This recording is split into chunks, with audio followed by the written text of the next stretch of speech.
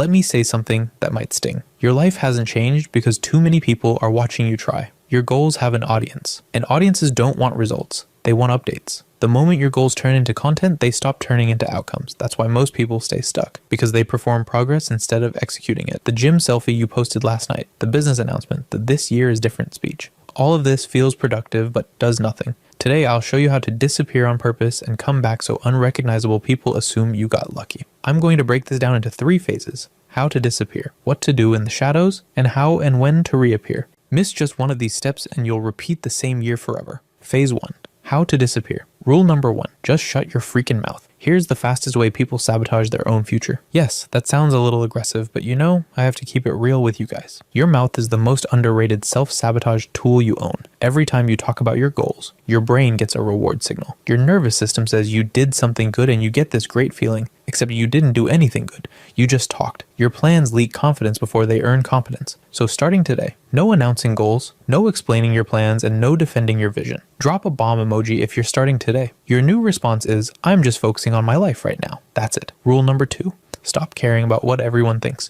Here's the truth nobody wants to hear. People are not thinking about you. They're thinking about themselves while projecting onto you. But because you think they're thinking about you, you edit your behavior to stay acceptable. That's the trap. So here's the reprogram you need to follow. Create a version of you in your head. Call it future you. Now ask only one question before decisions. Would that version of me respect this choice? If the answer is no, then you don't do it. Congratulations. You just fired the imaginary board of directors in your head. Rule number 3. Hide your plans like they're passwords. Your plans don't need encouragement. They need serious protection, like the password to your bank account. Every time you tell someone your plan, one of 3 things happens. They doubt you. They project their limits onto you, or they accidentally dilute your focus. Sometimes they do all 3. Even supportive people can weaken your progress. Sometimes it can be the closest people to you or the ones you love most. So here's the rule. Only reveal information on a need-to-know basis. And when you do need advice, just ask one specific question. Get the answer, then disappear again. No brainstorming sessions. Precision only. Rule number 4. Hide your progress. This part hurts because progress feels good, but early celebration is the enemy of finishing. It's like celebrating a win with 8 seconds left on the clock. You're up by 3. Then you start smiling and relaxing. Then the other team hits a 3 and gets fouled. Now it's game over. That's what early celebration does. The same thing happens in real life. You hit the gym for a week and start acting like it's a lifestyle. Then fall off the next. You make a little money and start talking like it's a success. Then spend it on food and clothes. But the moment people notice progress, they treat you differently. That changes your behavior. You slow down and you start explaining instead of executing. And suddenly, momentum dies. So don't show the physique, don't flex the income, and don't post the routine. Let the progress compound quietly, because power grows best in the dark. Rule number 5, suffer in silence. This is where most people quit, because this is the hardest part. Disappearing doesn't make life easier, it just makes it quieter. And in that silence, there's nowhere to hide. When you disappear, you remove the emotional padding. No venting and no sympathy fuel. It's just you and the work. You'll feel tired and lonely. You'll feel the urge to explain yourself to someone, anyone.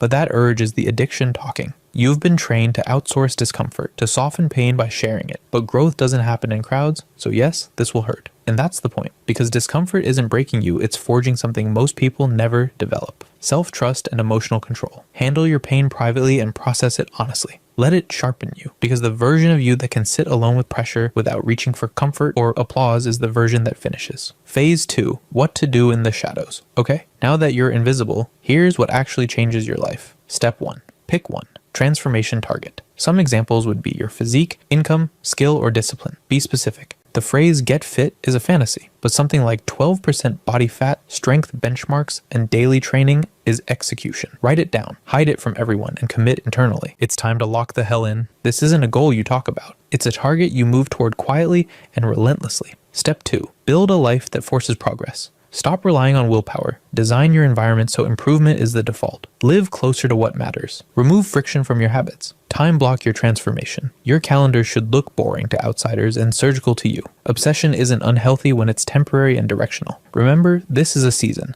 not a lifestyle. Step 3, reprogram your reward system. This is where discipline stops feeling like punishment. Happiness is not comfort. Comfort is a drug. Your brain has been trained to celebrate relief with scrolling, snacks, sleep-ins. And of course, the I'll start Monday. But relief doesn't build anything. It just resets you back to 0. Real happiness is the quiet satisfaction of doing what you said you'd do even when no one's watching. At first, this will feel unrewarding. That's withdrawal. You're detoxing from instant gratification. But something crazy happens when you stick with it. You start enjoying the discipline and repetition because your brain starts associating them with progress. Focus stops feeling forced. Structure stops feeling restrictive. And that's the moment things accelerate. Instead of explaining this, let me show you what it looks like. This is the 5-year shift community. Just real people showing up daily, following simple systems, and actually building discipline together. If this clicks for you, the link's in the description. Phase 3. The truth about reappearing. If you do this right, you won't feel the urge to reappear because the validation you once wanted, you outgrew it. And the attention you craved, now it feels loud and unnecessary. You don't announce progress anymore. You let outcomes speak. You move differently now, and you speak less.